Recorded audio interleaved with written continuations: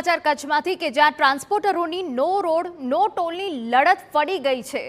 National highway ઓથોરિટીના અધિકારીઓએ ટ્રાન્સપોર્ટરોની માંગ સ્વીકારી લીધી। 15 સપ્ટેમ્બર સુધી કચ્છના તમામ ટોલ ફ્રી કરાયા। નેશનલ હાઈવે ઓથોરિટી ઓફ ઇન્ડિયાના એચઓડીની કચ્છના ટ્રાન્સપોર્ટરો સાથેની બેઠક બાદ આ નિર્ણય લેવાયો છે।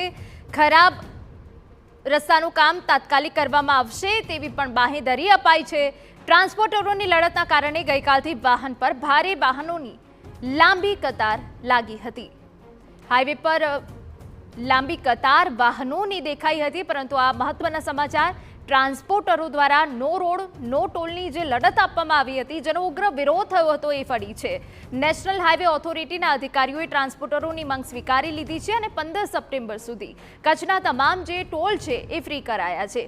કચ્છના ટ્રાન્સપોર્ટરો સાથેની બેઠક બાદ આ નિર્ણય લેવાયો છે। અમારા સંવાદદાતા નીતિન કરવા વધુ વિગતે વાત કરવા જોડાયા છે। નીતિન, શું વિગત? જી, ગઈકાલ સવારથી જે કચ્છ ટ્રાન્સપોર્ટરોની નો રોડ નો ટોલની જે લડત ચાલી રહી હતી તેનો અંત આવ્યો છે।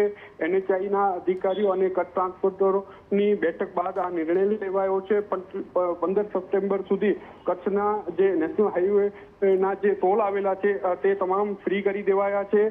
એનએચઆઈના એચઓડી જે છે તે કચ્છ ટ્રાન્સપોર્ટરો સાથે બેઠક યોજી હતી, ત્યારબાદ આ નિર્ણય લેવાયો છે। એનએચઆઈ દ્વારા ખરાબ રસ્તાનું તાત્કાલિક સમારકામ કરવામાં આવશે તેવી બાહેંધરી અપાઈ છે। ગઈકાલથી જે આ ટ્રાન્સપોર્ટરોની લડત હતી તેના પગલે હાઈવે ઉપર ભારે વાહનોની કતારબંધ લાઈનો લાગી હતી।